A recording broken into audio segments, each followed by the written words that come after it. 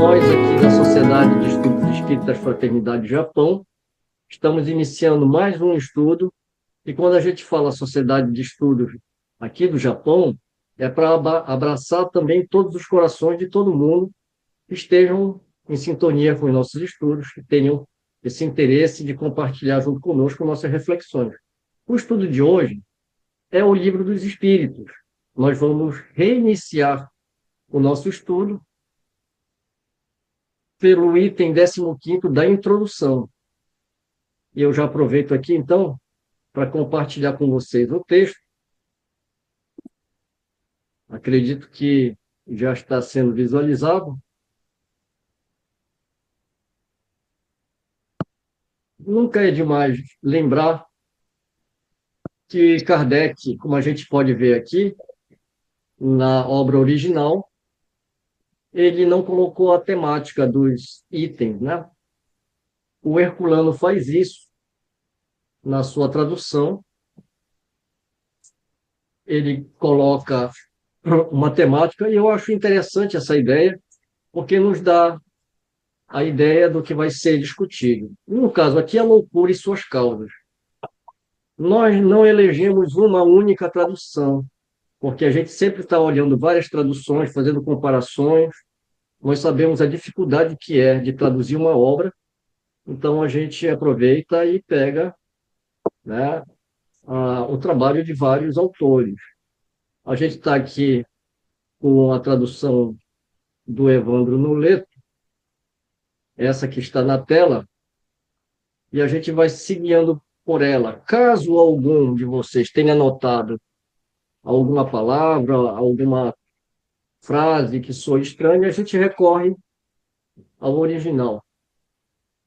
Bem, então vamos lá iniciar o nosso estudo. Item 15º. Há ainda pessoas que veem perigo por toda parte e em tudo o que não conhecem. Também não deixam de tirar conclusão desfavorável do fato de algumas pessoas, ao se entregarem a esses estudos, terem perdido a razão.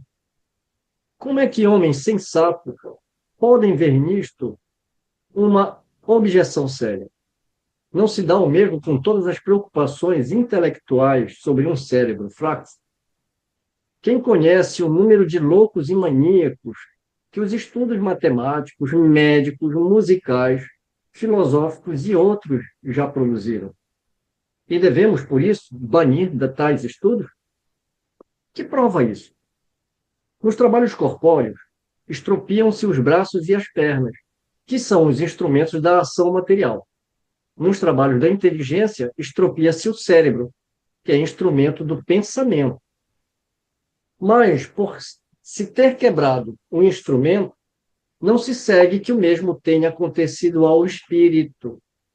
Ele continua intacto e, quando se libertar da matéria, não gozará menos da plenitude de suas faculdades.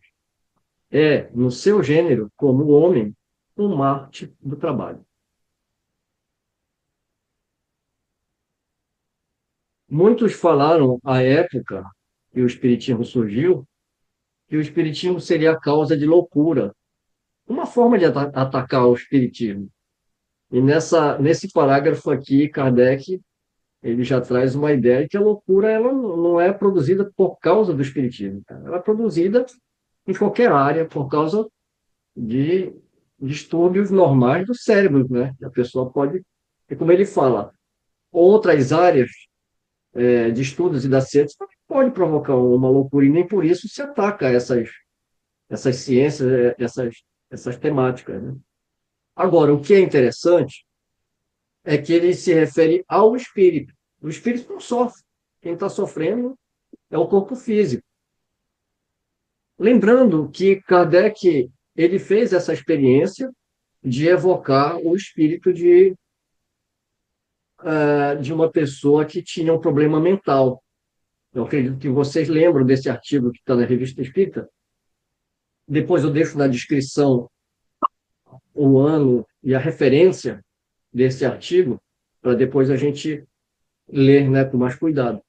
E na hora que ele evoca, é justamente uma experiência que comprova que o espírito em si, ele não tem a problemática física que apresenta na encarnação que ele está.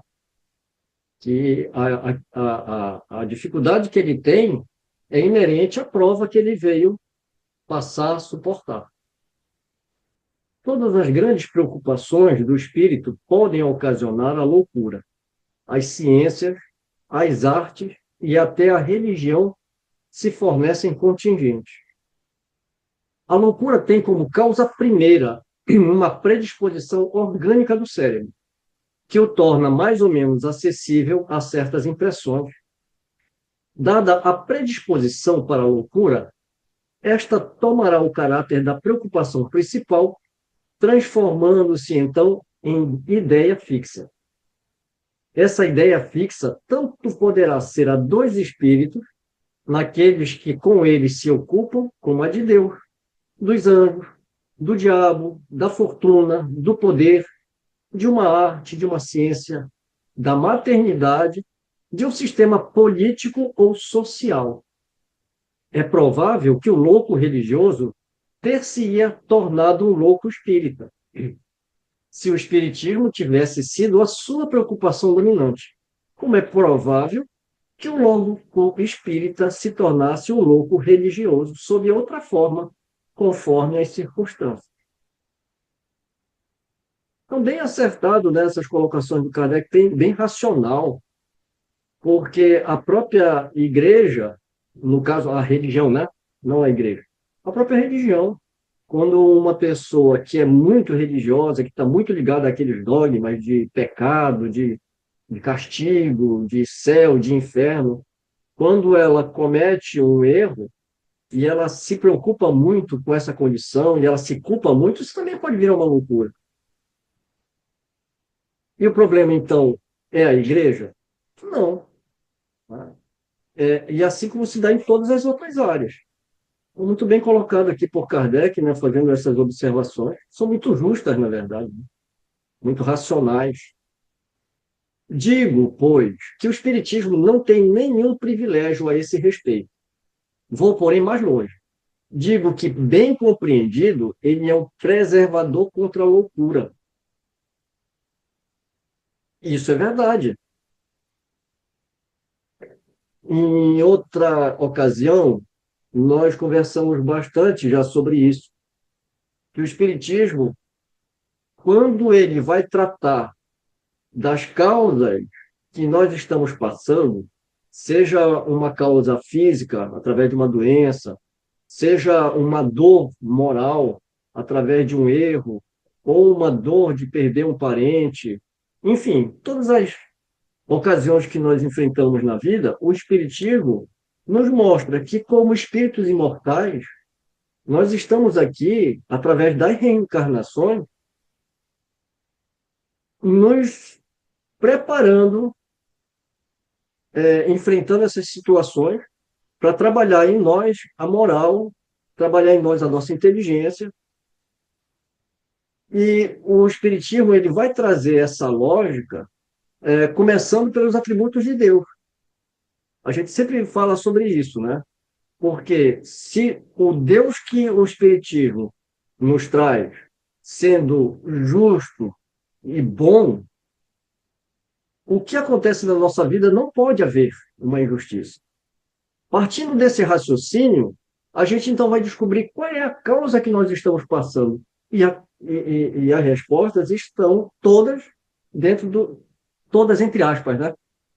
A gente fala todas até onde a nossa cognição permite. Né? A gente. Porque a filosofia, e o Espiritismo é uma filosofia, a filosofia não trabalha com a verdade, né? Ela trabalha com a busca da verdade. A gente sabe que a verdade, pelo menos no nosso patamar evolutivo, né, ainda é muito relativa, relativa aos nossos conhecimentos, a nossa elevação espiritual. Então, quando a gente tem todo esse raciocínio, a gente não se desespera. A gente procura ver as causas. Isso não significa que a gente não vá sofrer, porque convenhamos. A perda de um amigo, de um parente, uma doença que não chega de repente, é arrasador, né? Mas aí a questão de por que que quando a gente fala da doutrina espírita, a gente a gente não, os próprios espíritos vieram e vão falar sobre o Consolador, né? A doutrina espírita como sendo o Consolador prometido, justamente. Então, se é Consolador, significa que a gente vai passar por sofrimento, a gente vai passar por angústia, mas quando você tem essa fé, mas não é uma fé qualquer, né? É uma fé raciocinada, nesses princípios que a gente está começando a esquentar, que a gente está na introdução, e a gente vai, então, a partir de agora, desenvolver todos esses conceitos. E é por isso que quando Kardec ele traz aqui, nesse parágrafo, né, digo, pois que o Espiritismo não tem nenhum privilégio a esse respeito, vou, porém, mais longe. Digo que agora tem esse detalhezinho aqui, né? Que não tem nada de detalhezinho, né? É um detalhezão. Digo que, bem compreendido,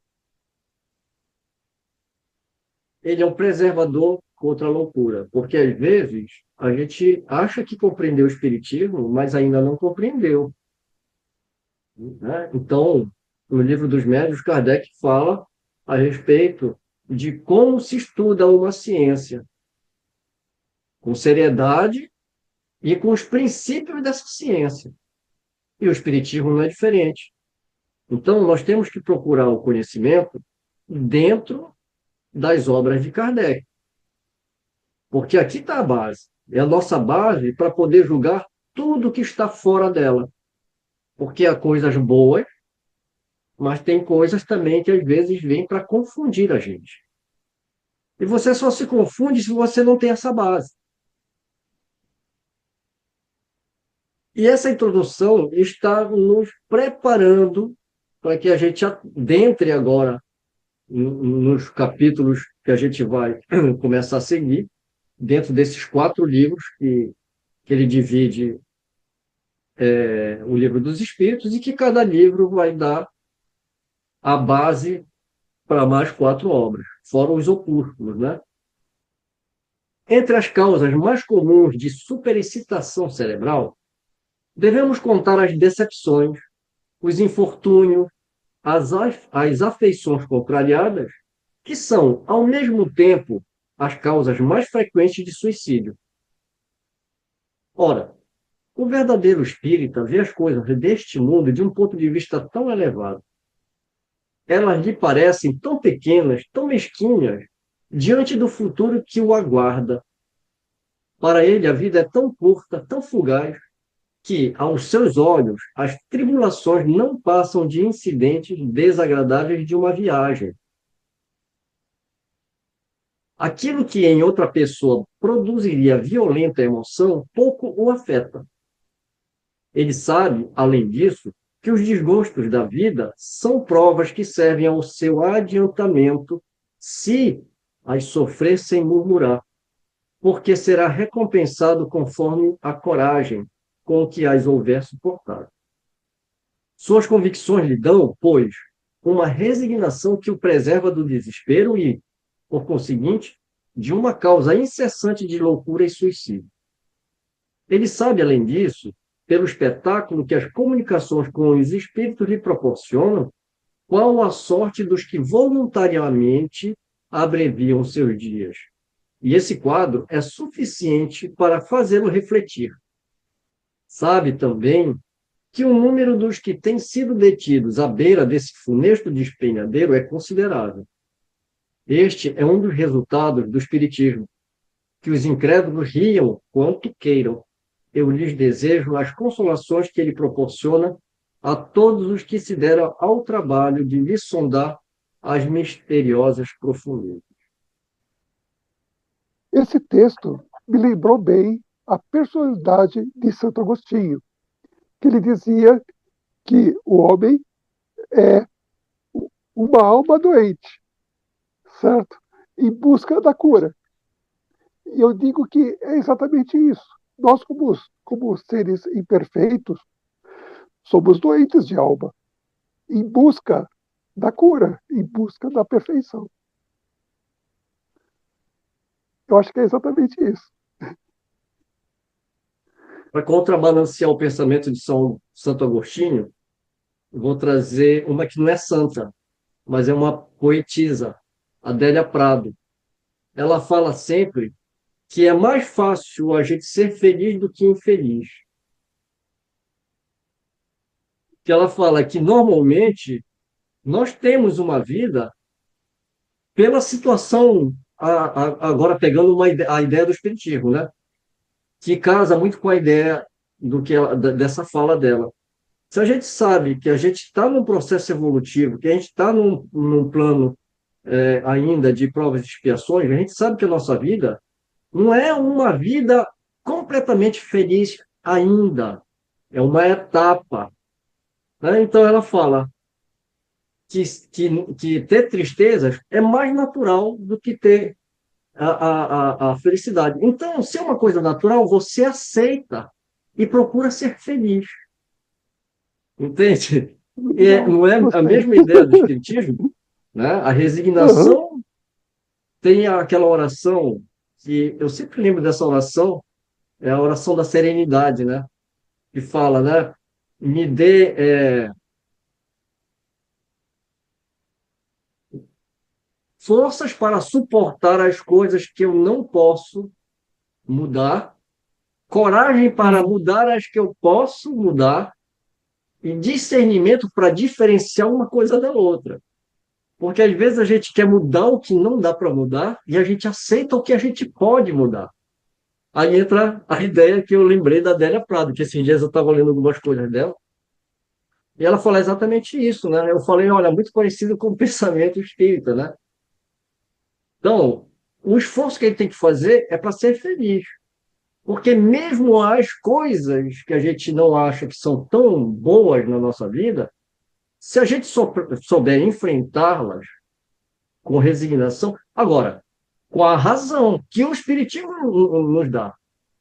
Quando eu estava lendo esse trecho aqui, deixa eu até compartilhar de novo. Quando eu estava lendo esse trecho, exatamente aqui, né, que o verdadeiro espírita vê as coisas deste mundo de um ponto de vista tão elevado, que parece pequeno, mesquinho, etc., né?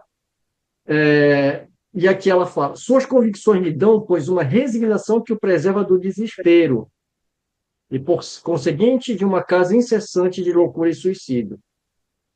Quando nós temos contatos com alguns espíritos que não souberam enfrentar as provas na vida terrena e cometem suicídio, ou mesmo os que não se suicidam, mas que, ao sofrerem, entre aspas, injustiças, eles se revoltam e na revolta, eles querem vingança. É muito comum a gente tentar esclarecer esses espíritos que eles passaram por uma prova. Quando você passa por uma prova e aceita com resignação, você não tem mais sofrimento. Agora, quando você cai na vingança ou você tira a sua própria vida, que você está quebrando uma lei, né, natural, você entra no outro patamar de vibração. Então, aquele que fica preso, né, na ideia da vingança, por quê? Porque vem toda uma coisa que ele vai de encontro, que são as leis naturais, né? Então, ele se sente injustiçado. Mas se a gente sabe que não existe injustiça, quando a gente fala que existe uma injustiça, o que ele está falando? Que Deus não é bom. Ele foi bom para os outros. Então, indiretamente, é uma revolta nossa com Deus. Então, essa minha relação com Deus, ela fica abalada. Não que Deus se abale com isso, né? O problema não é de Deus, o problema é nosso, porque nós estamos passando.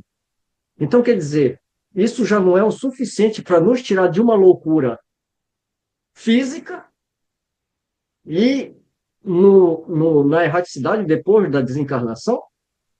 Quantos espíritos não vivem uma loucura na sua erraticidade por conta do não entendimento ou da revolta contra essas leis?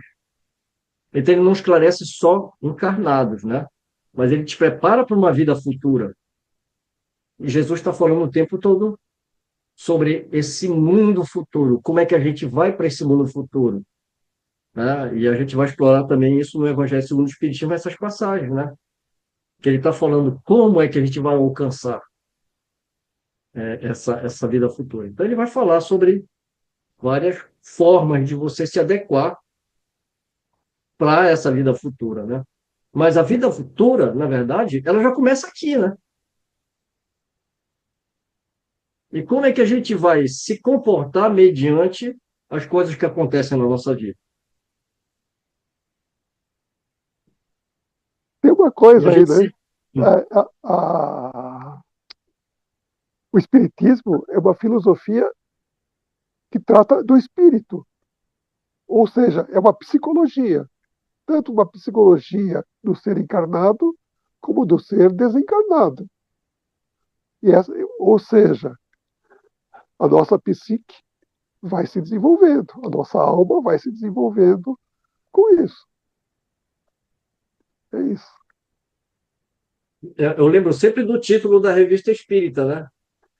Revista Espírita, Jornal de Estudos Psicológicos, porque estuda a psicologia humana, tanto da alma encarnada como do espírito, né, na erraticidade.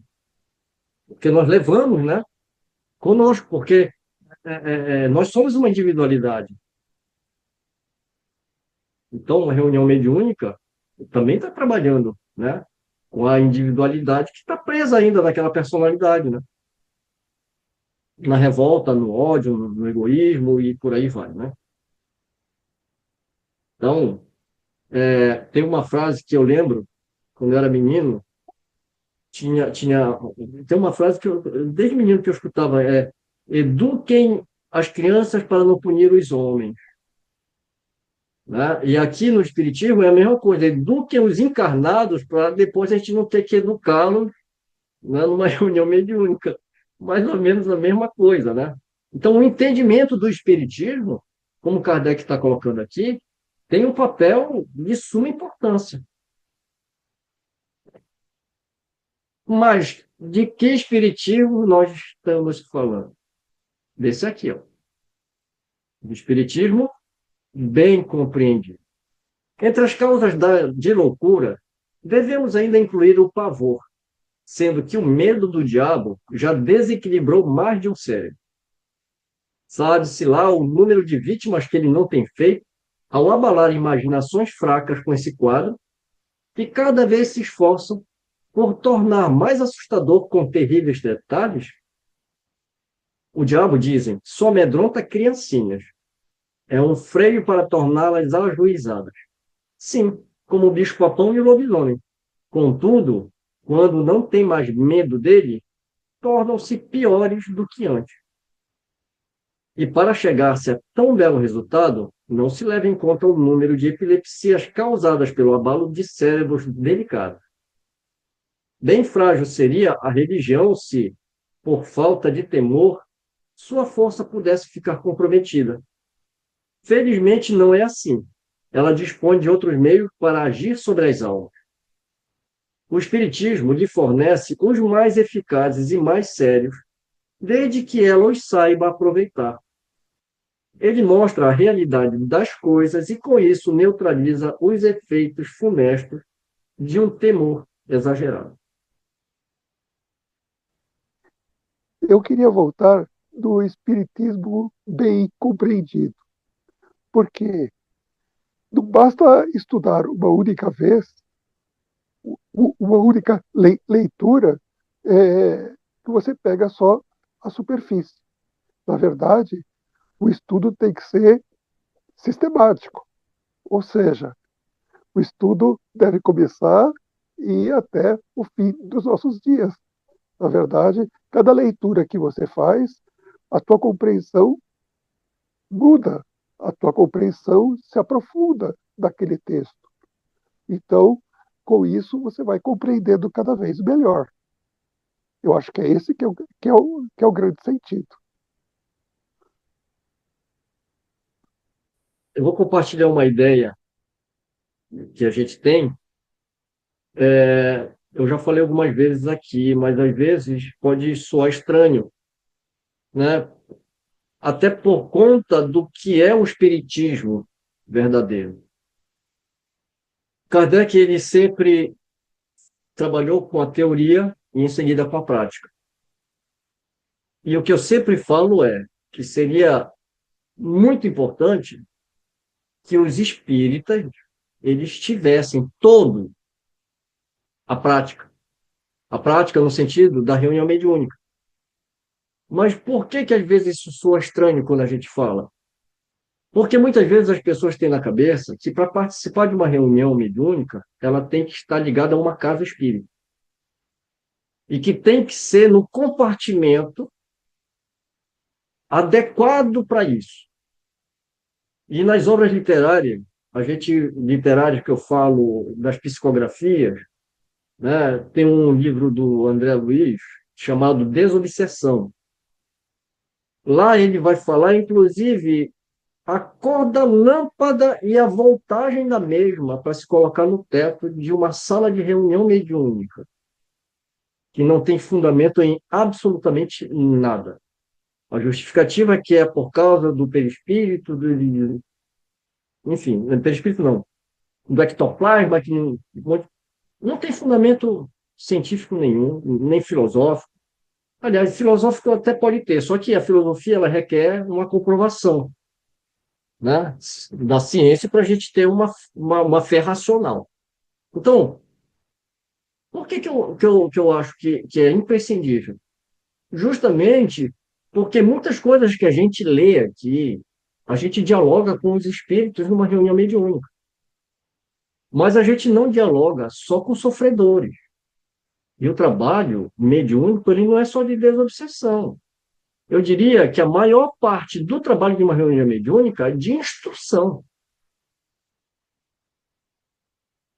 E não é o que acontece na maioria das reuniões mediúnicas do espiritismo hoje praticado por muitas casas espíritas no Brasil e no mundo, né? Porque o Brasil exportou essa ideia desse espiritismo aí que é baseado em romance, e não em Kardec. Mas eu volto a falar sobre teoria e prática. Se as pessoas começarem a entender que elas podem e devem fazer reuniões em casa, desde que seja com seriedade, com disciplina, com amor, com conhecimento, você pode fazer em qualquer lugar. Você não precisa de um local. Outro dia nós estávamos falando sobre isso. Eu até brinquei fazendo uma analogia com o Antigo Testamento sobre o Santo dos Santos no templo, que só quem entrava lá era o sumo sacerdote. E, e era uma vez por ano, né? E quando ele entrava, amarravam na perna dele um guizo, porque se ele passasse mal e morresse lá, ninguém poderia entrar. Então, puxaria, então, ele, que ninguém mais poderia entrar. Parece brincadeira, mas nós não fizemos isso, nós criamos, dentro das casas espíritas, um local sagrado, com especificidades técnicas que eu não sei de onde tiraram da cabeça. Quando você faz essas reuniões menores, como Kardec recomenda, num grupo pequeno, familiar, a reunião é muito mais proveitosa. Né? Então, mas não pode ser feita também de qualquer jeito, né? Porque senão a gente vai recair também nos extremos. Quem não lembra da brincadeira do copo? A gente não está falando de reunião frívola, né? Mas lembra, né, da reunião do copo? O pessoal se reunia, acendia umas velas, colocava um abecedário, né? A gente não está falando disso. A gente está falando de. Agora, até você fazer uma reunião, você tem que se preparar. Estuda a teoria, tem a base, né? Para quando você for receber aqueles espíritos ali, você tem uma primeira experiência, vai anotando, vai analisando, vai observando, e uma outra parte da reunião você deixa para a instrução. Porque quando você estiver nesse caminhar, você vai ter as dúvidas, o grupo vai ter a dúvida. Por que aconteceu isso? Por que aquilo? Vocês, então, nós, né? Então, colocamos as perguntas por escrito. Quando for na próxima reunião, discute-se as comunicações que foram feitas, foram recebidas, analisamos, passando pelo crivo da razão, o que os médiuns sentiram, qual é a percepção, ou seja, faz uma análise daquelas comunicações. E prepara as perguntas, aí vai-se novamente para a reunião mediúnica. Tem-se as experiências, as observações. E uma parte dessa reunião se faz as perguntas para os espíritos superiores. É a ideia que está lá no livro dos espíritos, ou livro dos médiuns. E essas sociedades, que podem ser reuniões familiares, ou você pode até registrá-las, se quiser, não necessariamente, né? Mas esses grupos pequenos, trabalhando com seriedade, eles podem entrar em contato um com os outros. Analisando as experiências e comparando as perguntas e respostas, você começa a traçar uma coisa chamada de controle universal do ensinamento dos espíritos. O que eu estou falando? Eu estou contando o que Kardec fez. Eu estou contando o que Kardec pede para a gente fazer. E nós fez? Nós não fez. Né? A gente começou a receber comunicações do além com ideias estapafúrdias, sem controle nenhum, e nós aceitamos isso. Né? Ô, Mário, você me fez lembrar uma descrição de um espírito falando de Kardec, se Kardec estava sozinho ou não, quando ele estava escrevendo. E, na verdade, o espírito falou: está cheio de gente, cheio de espíritos, certo? Ou seja, quando você tem uma atitude de estudo, você, você percebe, se você se está concentrado, tentando entender, tentando aprender, você percebe aproximações, você percebe intuições. Porque uma pessoa como eu, que é o tapado, mediunicamente falando, certo? A melhor maneira é o estudo. Você e Kardec e eu, né? E um monte de gente. Porque agora, você também me fez lembrar exatamente o que aconteceu quando ele se retirou para escrever o Evangelho. Como ele queria saber quando andava, né, o que ele estava fazendo, ele escreveu para a sociedade pedindo para que o médium pudesse ter uma comunicação, porque ele não tinha aquela ostensividade. O Espírito de verdade fala: olha, nós estamos contigo e nós estamos influenciando você pelo pensamento, porque nós estamos contigo. É a chamada intuição, mediunidade de intuição. Clarice. Quando você falou da reunião dos pequenos grupos familiares, né, que Kardec também traz esse modelo nas revistas, me lembrou as cartas de Paulo para a comunidade de Efésio, Corinto, Jerusalém, que ele se reunia quando ele estava assim, já, assim, disseminando a ideia do Cristo, né, desse cristianismo primitivo. As reuniões eram realmente em cada núcleo, né, nesses núcleos, e ele pedia justamente isso, que depois eles fizessem, eles entrassem em comunicação um com o outro, né, para ver como é que estavam indo os trabalhos em cada grupo, em Corinto, em Éfeso e assim por diante, né? É isso que eu queria lembrar, que eu lembrei das cartas de Paulo lá na Bíblia, dessas reuniões. Eles trabalhavam nesse mesmo modelo para disseminar. Kardec fala para disseminar o espiritismo e Paulo para disseminar o cristianismo, a sugestão de trabalhos pequenos, grupos pequenos das comunidades, e depois o, não tinha hierarquia, né? Eles se reunirem depois para o diálogo comum, para ver como é que estava indo a, a divulgação do cristianismo É isso que eu queria colocar. Não, muito bem lembrado. Lembrando que o que Paulo estava fazendo é o que Kardec estava fazendo. Só que o entendimento que nós chegamos com Kardec, né, é muito maior, mas é natural pela evolução do pensamento humano e da nossa condição de cognição. Agora, o que Paulo estava fazendo acabou quando institucionalizou. E quando entrou o sincretismo com outras crenças e os dogmas, aí acabou. Mas a ideia, o É, cristianismo primitivo, né, por isso que às vezes a gente costuma a falar que o espiritismo é uma continuação do cristianismo primitivo, sem os dogmas, é, né? E o Paulo, quando ia, a gente lembra que ele fundava os grupos dentro de lares, né? é, Eram grupos familiares, né? é. Mas eu estou lendo um livro também que começa a falar que após a morte, anos depois da morte de Paulo, foi que começaram as influências sobre os grupos, porque os judeus se infiltravam nesses grupos, querendo que mantivesse o estudo da Torá, não é? E depois falasse de Cristo.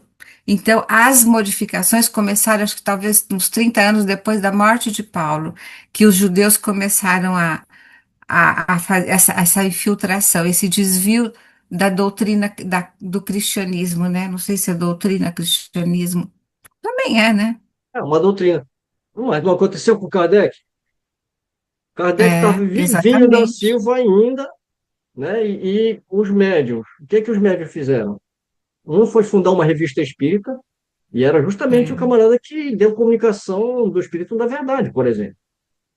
Tá? é. Então, quantos não se desviaram? Isso está acontecendo o tempo todo, na verdade, né? Então, mas olha, só para a gente voltar para o texto, só para a gente fechar essa ideia, né, sobre reuniões. Por que que não há mais o controle? Simples, a resposta é simples. O que que eu vou controlar? Por que na reunião mediúnica não se faz mais questionamento? Então, que controle que eu vou ter? Porque eu só atendo sofredores. Então, o viés que tomou as reuniões mediúnicas é obsessiva, desobsessiva. Não se trabalha mais com questionamento. E aí você volta no livro do Valdo Vieira, que foi ditado pelo André Luiz, e, e assessorado por Emmanuel, que eu até apresentei a essa obra outro dia aqui. O que que eles falam? Literalmente, não se evoca mais ninguém e o mentor é que toma conta da reunião. Literalmente é isso. É o mentor que toma conta da reunião. Ele que traz os espíritos e ele que organiza. E o que, que foi que aconteceu? Paralisou o movimento espírita, porque tudo fica na mão do mentor. Aí o mentor fala um monte de coisa, você só segue o que o mentor está falando, sem fazer análise nenhuma. Então, se não tem mais o que perguntar para os espíritos, é só atender gente sofrendo, é só gente com problema de obsessão, onde que vai ficar a pesquisa? Não tem mais lugar para isso, então não precisa de controle, não tem? Então, paralisou. Agora, eu te pergunto, os espíritos refratários, tanto encarnados como desencarnados, o que que eles querem? Paralisar. Né? Então, eles momentaneamente conseguiram, mas isso já está retomando, né? Já está tomando outro corpo, porque, querendo ou não, a gente vai avançar, a gente vai progredir. Né? Vai demorar um pouco, não tem problema, mas a verdade ela vai aparecer. Então, se a gente parar para pensar, eu comecei a observar, tem vários grupos fazendo estudos seríssimos. Né?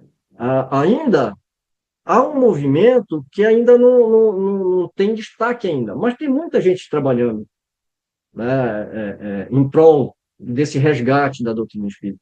E eu sei de muitas reuniões que o caráter não é somente obsessivo ou desobsessivo, né, Não, eu sei de grupos que estão trabalhando com reuniões mediúnicas do jeitinho que a gente está descrevendo aqui. Então, uma hora ou outra, isso vai começar, né? E hoje nunca se discutiu tanto, nunca se falou abertamente de médiums, né? De obras. E, ó, não é para atacar. Kardec mesmo nunca atacou ninguém. Então, a gente não está discutindo pessoas, nem personalidade. A gente está discutindo ideias. Então, qual é o nosso ponto de partida para estudar a ciência espírita? As obras de Kardec, né? Elas servem como base para o desenvolvimento, porque a doutrina espírita ainda precisa continuar esse desenvolvimento. Mas ela é a nossa base de julgamento. Então, você vê o que, que essas obras falam, vê se tem lógica e razão, comparando com o quê? Com a base. Né? Então, como o próprio Emmanuel fala, se algum dia ele falasse alguma coisa que fosse de encontro com o Espiritismo ou com a moral de Jesus, para abandonar, não é? Então, eu vejo muitos pontos que ele falou, André Luiz falou. Agora a gente fala desses dois espíritos que são mais eminentes, porque são os mais popularizados pela Federação Espírita Brasileira. Mas você tem obras do Divaldo, você tem obra de tantos outros médios que não são famosos porque não caíram na graça de uma instituição como a FEB. Mas as obras estão aí para quê? Para serem lidas, analisadas à luz do Espiritismo. Não tem problema nenhum. Né? Porque a gente volta para o passado e a gente vê isso acontecendo em outras épocas, mas ao tempo de Kardec, o senhor Rustem, ele dividiu o movimento espírita da época também. Ele criou um cisma ali também. Né? A diferença é que nós tínhamos um homem com pulso forte, né? Que era Kardec, e ele.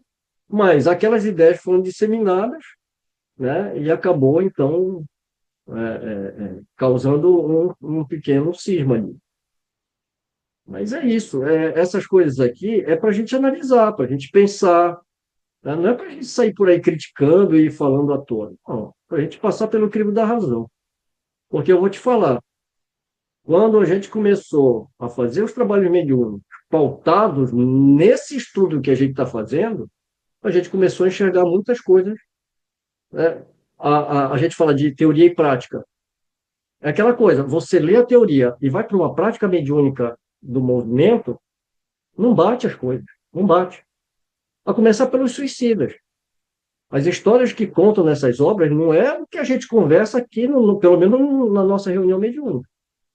As variáveis são infinitas. E muitos deles não falam de cidades, não falam de outras situações. E tem aquela história, né? Ah, o camarada cometeu suicídio, ele vai ficar lá apodrecendo até ele expurgar as energias. Cansei de afirmar aqui, quantas vezes a gente não já socorreu suicidas logo em seguida ao desencarne.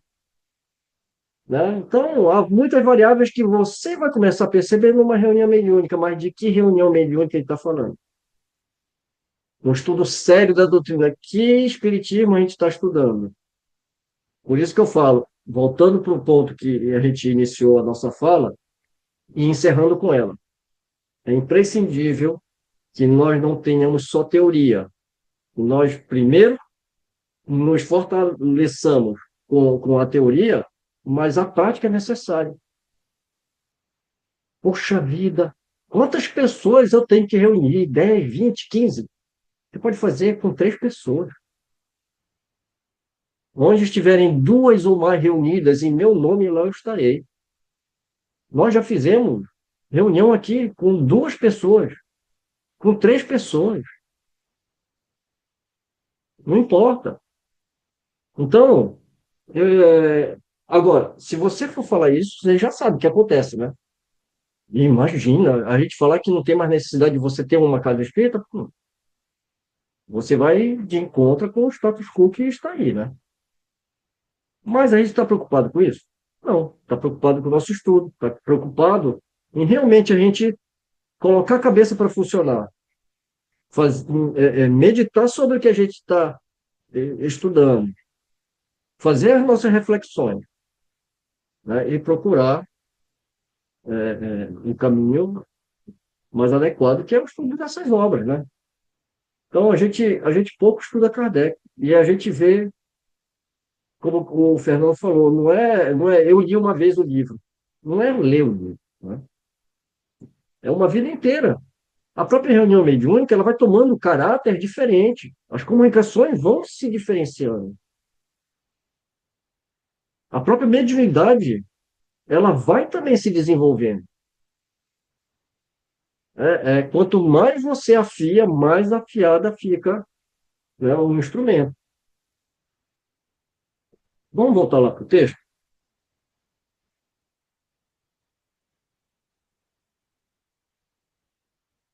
Nós encerramos aqui o 15º.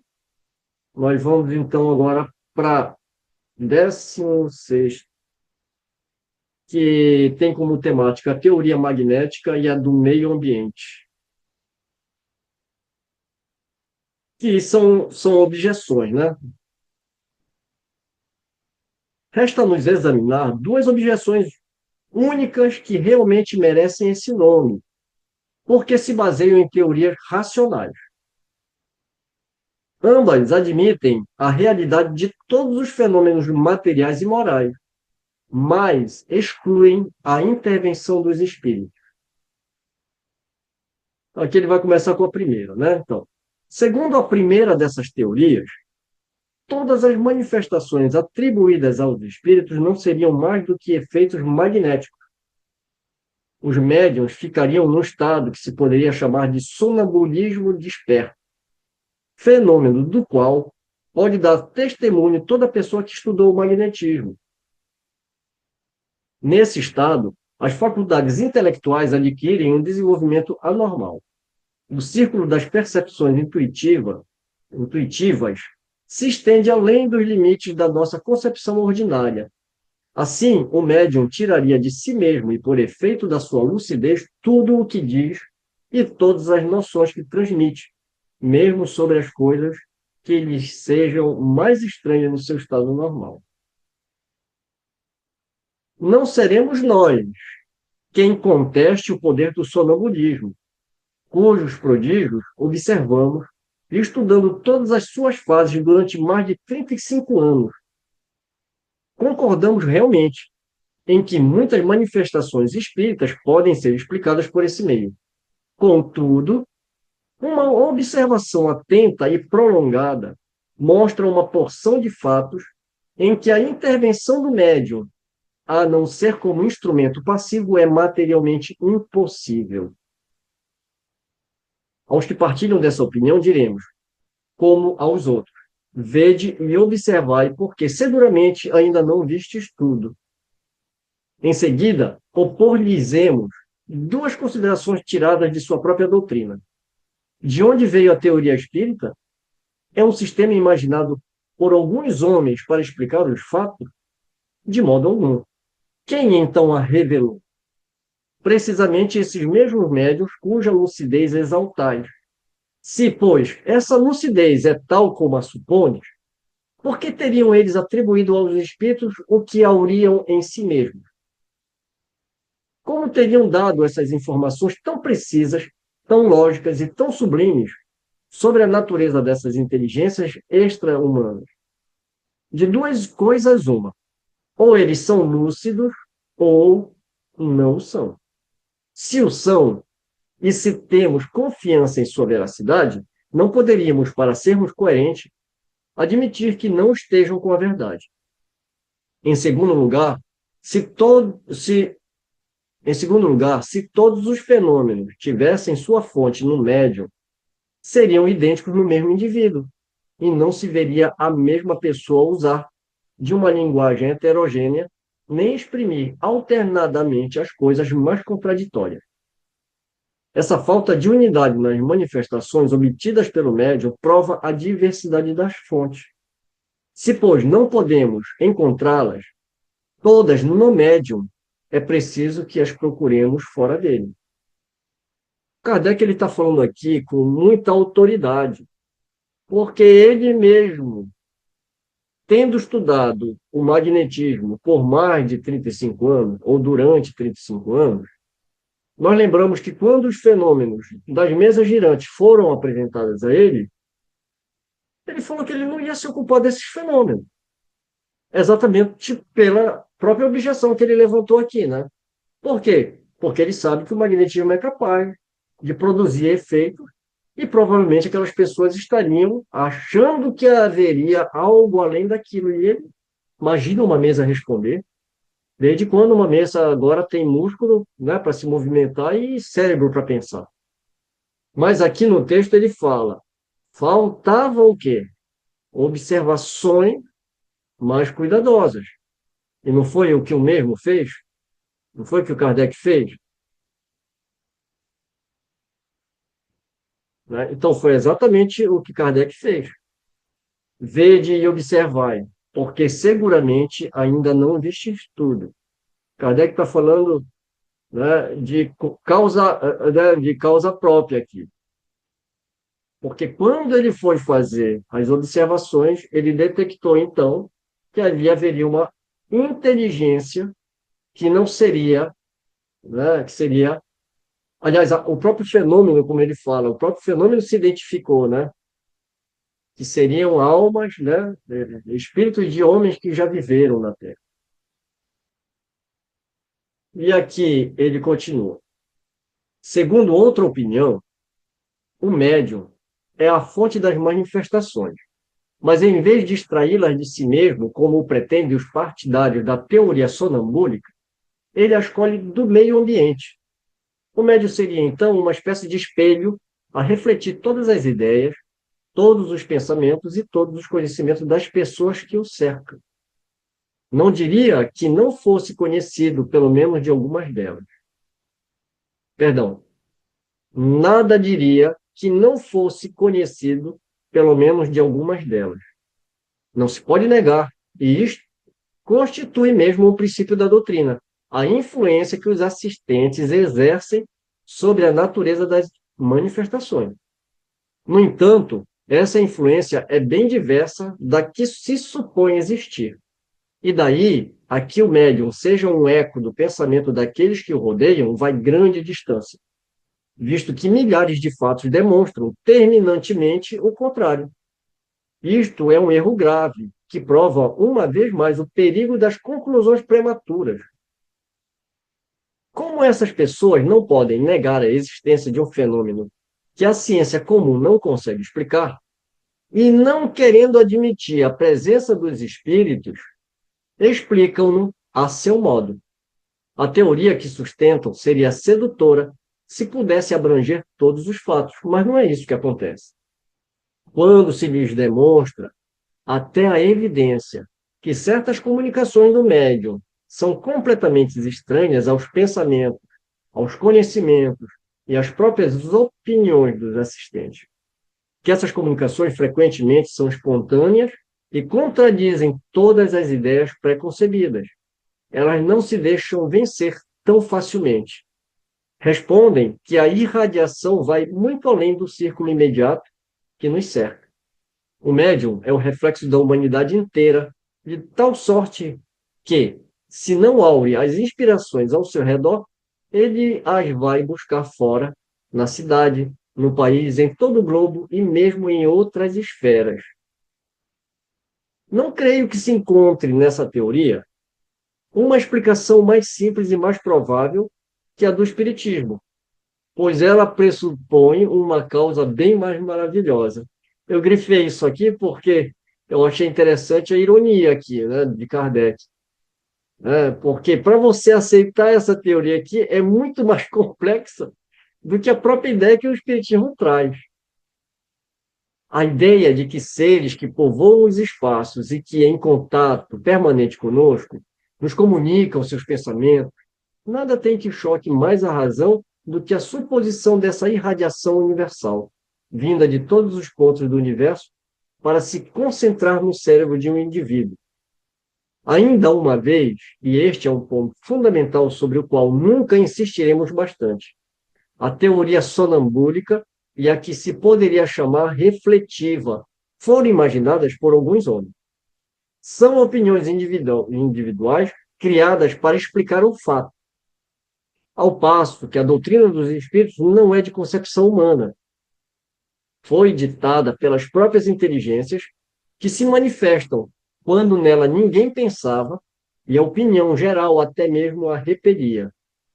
Ora, perguntamos, onde os médios foram colher uma doutrina que não passava pelo pensamento de ninguém na Terra? Também perguntamos, por que estranha coincidência, milhares de médios espalhados por todos os pontos do globo e que jamais se viram concordaram em dizer a mesma coisa? Se o primeiro médium que apareceu na França sofreu a influência de opiniões já aceitas na América, por que capricho foi ele buscá-las a 2.000 léguas além-mar, no seio de um povo tão estranho por seus costumes quanto por sua língua, em vez de as procurar ao seu redor? Há também outra situação na qual não se tem pensado bastante. As primeiras manifestações na França, como na América, não se deram por meio da escrita nem da palavra falada, mas por pancadas concordantes com as letras do alfabeto e formando palavras e frases. Foi por esse meio que as inteligências autoras das manifestações declararam ser espíritos. Se, portanto, pudéssemos supor a intervenção do pensamento dos médiuns nas comunicações verbais ou escritas, outro tanto não se daria em relação às pancadas, cuja significação não podia ser conhecida previamente. A lucidez de Kardec, né? É como ele fala, será que as pessoas pensaram nisso? E Kardec está aqui para fazer a gente pensar, né? Poderíamos citar inúmeros fatos que demonstram na inteligência que se manifesta uma individualidade evidente e uma absoluta independência da vontade. Recomendamos, portanto, aos dissidentes uma observação mais cuidadosa. Se quiserem estudar bem, sem prevenção, sem concluir antes de terem visto tudo, reconhecerão a incapacidade de sua teoria para explicar todos os fatos. Limitar-nos-emos a propor as seguintes questões. Por que a inteligência que se manifesta, seja ela qual for, recusa responder a certas perguntas sobre assuntos perfeitamente conhecidos, por exemplo, sobre o nome ou a idade do interlocutor, sobre o que ele tem na mão, o que fez na véspera, seus planos para o dia seguinte, etc. Se o médium fosse o espelho do pensamento dos assistentes, nada lhe seria mais fácil do que responder.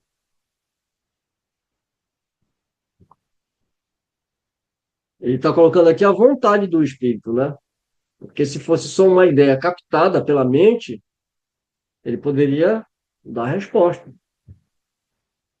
Os adversários retrucam o argumento perguntando, por sua vez, por que os espíritos que tudo devem saber não podem dizer coisas tão simples, de acordo com o axioma? Quem pode o mais, pode o menos. E daí concluem que não são espíritos.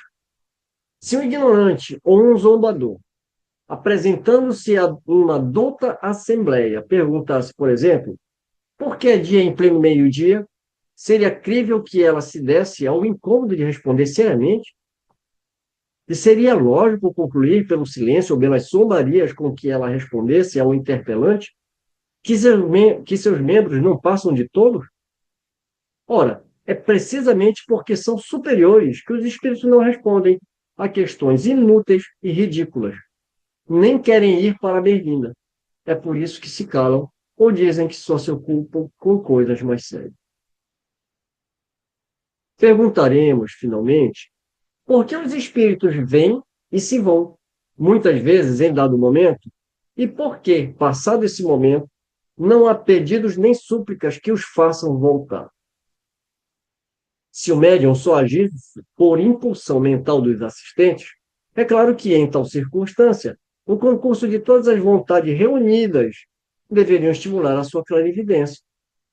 Se, portanto, não cede ao desejo da Assembleia, corroborado pela sua própria vontade, é que obedece a uma influência estranha a ele mesmo e aos que o cercam. Influência que, por esse simples fato, acusa a sua independência e a sua individualidade. Então, aqui está brilhantemente a refutação de Kardec, né, para mais essa segunda objeção, como ele coloca que só responderia essas duas, porque essas ainda são mais racionais. Imagina as bobagens que não se falava e se fala até hoje, né? Imagina se Kardec ia perder o tempo dele escrevendo sobre isso. Ele se ocupou das duas mais sérias, né? E refuta brilhantemente através de um raciocínio claro, limpo e lógico. Vamos então para o último item, fechando a introdução, que tem como temática preenchendo os vazios do espaço, que é o item 17º. O ceticismo do tocante à doutrina espírita, quando não resulta de uma posição sistemática, interesseira, origina-se quase sempre de conhecimento incompleto dos fatos, o que não impede algumas pessoas de darem a questão por encerrada, como se a conhecessem perfeitamente. Pode-se ser muito espirituoso, ter muita instrução mesmo, e carecer-se de bom senso. Ora, o primeiro indício da falta de bom senso é a crença de alguém na própria infabilidade. Muitas pessoas também só veem nas manifestações espíritas um objeto de curiosidade. Esperamos que, pela leitura deste livro, encontrem nesses fenômenos estranhos algo mais do que um simples passatempo. E aqui eu vou me atrever a fazer um comentário, né? Que a falta de bom senso, Kardec fala, é a crença de alguém na própria infabilidade. O pior não é só na sua própria infabilidade. O pior é quando ela coloca outras pessoas como infalíveis. E a gente tem essa estranha mania de cultuar médios no Brasil como santos. E por isso, quando a gente dá a característica de santidade para esses médiums, nós acabamos criando a infabilidade das comunicações obtidas pelo mesmo, baseado nos atos caritativos, muitas vezes, que, sem dúvida, são merecedores da nossa apreciação, mas não é o suficiente para a gente aceitar tudo que vem, tanto de um espírito como de uma pessoa, né, como infalível. Mas, como eu falei, a gente ainda tem essa... Eu diria até que é um estranho fetiche, né, que nós brasileiros temos por adoração. Talvez seja herança de séculos de dogmas religiosos, que a gente ainda não se libertou. A gente sai da religião, mas a religião não sai da gente. Assim como Jesus vai fazer a ressignificação do judaísmo para um novo olhar, através de uma moral, com um novo olhar, ele ressignifica todos os conhecimentos que se tinham sobre o espiritual e sobre o próprio Deus nas suas máximas. É nossa vez da gente também se libertar de nossas crenças e de falsas crenças. E uma vez que nós abraçamos o Espiritismo, é necessário que a gente faça essa ressignificação. Ninguém desmerece o papel do judaísmo e do judeu. Ninguém desmerece o papel da igreja como instituição. Mas nós estamos avançando, a gente não pode se prender a ideias dogmáticas, a gente está evoluindo, né? E o pensamento humano ele tem que continuar evoluindo.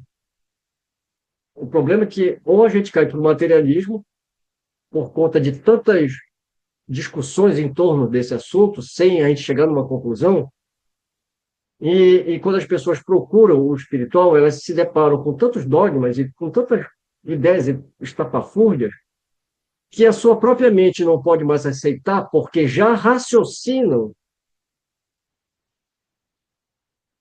não conhecendo o espiritismo, ela rejeita tudo e vira materialista. E às vezes conhece o espiritismo. Mas se elas conhecem o espiritismo dogmático, elas vão ver nisso mais uma crença disfarçada e também vão rejeitar. Então, muitas vezes a pessoa ela abandona as ideias espiritualistas de uma forma geral pelo exagero dos dogmas. Pela sua razão, ela não aceita e vira materialista, né? Então, quando a gente fala, muitas vezes ela não conheceu o espiritismo, então nós temos que apresentar o espiritismo racional para ela, porque senão a gente vai devolver para ela a mesma ideia. A gente só troca o nome. A pessoa foge do diabo e do inferno, que ele não aguenta essa história.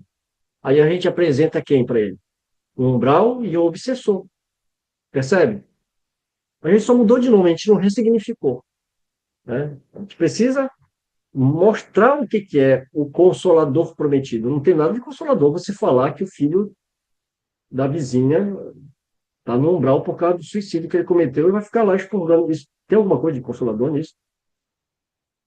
Não tem nada de consolador, né? É. A ciência espírita compreende duas partes. Uma experimental, sobre as manifestações em geral, outra filosófica sobre as manifestações inteligentes.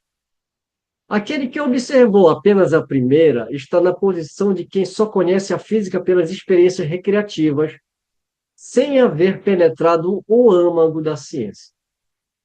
A verdadeira doutrina espírita está no ensino que os espíritos deram, e os conhecimentos que esse ensino comporta são muito graves para serem adquiridos de outro modo que não seja por um estudo sério e perseverante, feito no silêncio e no recolhimento.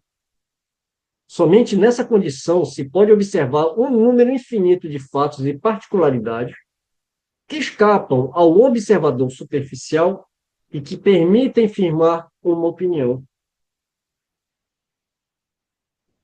Ora, e não é o que a gente acabou de falar?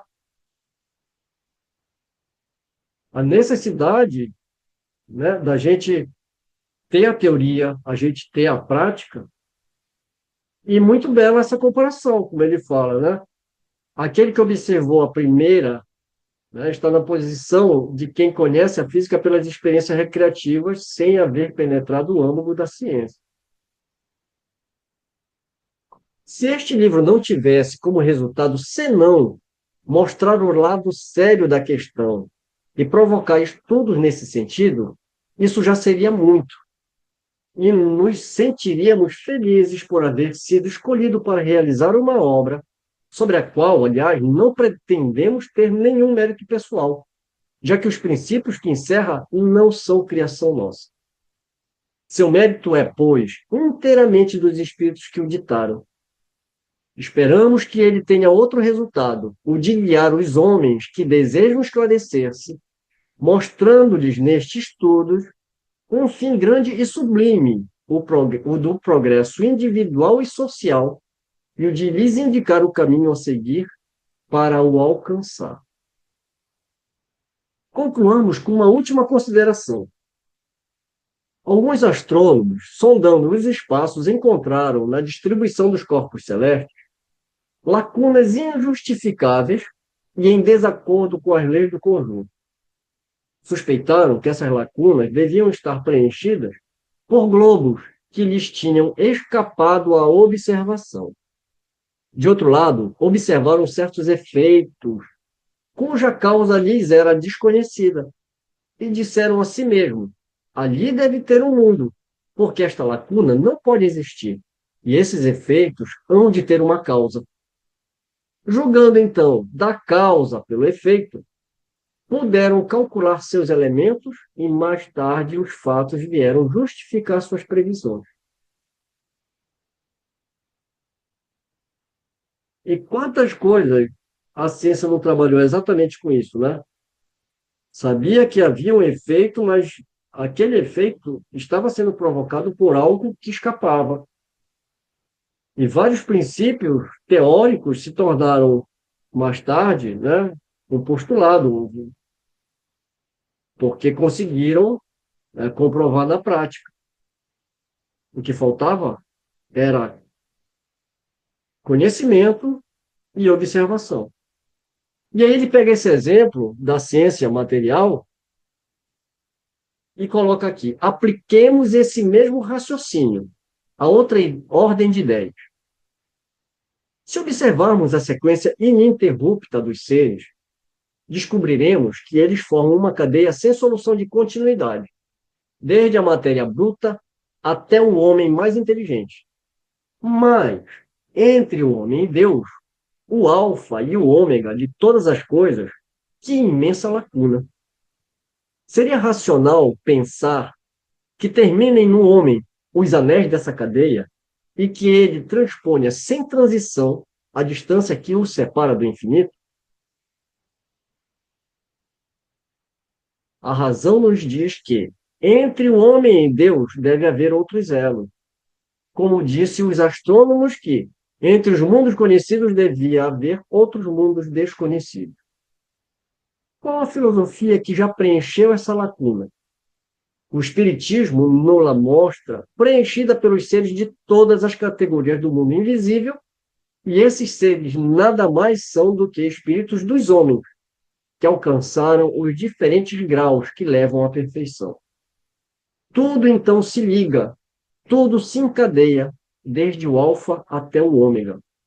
Vós, que negais a existência dos espíritos, preenchei o vácuo que eles ocupam. E vós, que rides deles, ousai rir das obras de Deus e da sua onipotência. Allan Kardec. É deixar a gente extasiado, né? Essa introdução, Kardec não sentiu a necessidade de explicar o que é o sonambulismo, porque o magnetismo animal da época dava conta disso. Mas para os nossos dias, eu sei que no próprio decorrer do estudo do livro, a gente vai tratar desse assunto. Mas como introdução, é um termo que eu preciso estudar um pouquinho. Ele partia do pressuposto que, como a época dele, o magnetismo, né, e o sonambulismo provocado pelo magnetismo era uma coisa comum, né? E aceita à época. Bem lembrado, né? Mas, como você falou, a gente vai ter a chance de explorar, né, isso com mais cuidado no decorrer da obra. Bem, então vamos encerrando o estudo de hoje. Lembrando que no próximo estudo a gente vai, então, abordar prolegômenos. Então, eu conto com vocês. Até o próximo estudo. Um beijo no coração de todos. Um abraço. Então, meus queridos, é isso.